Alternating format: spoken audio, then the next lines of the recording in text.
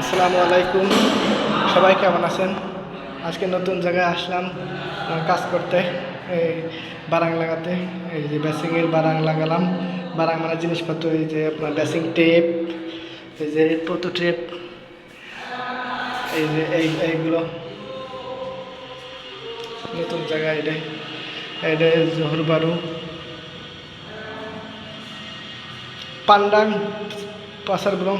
এই যে এটা সুইমিং পুল এখানকার, সুইমিং পুল। এখানে 5টা বিল্ডিং আছে।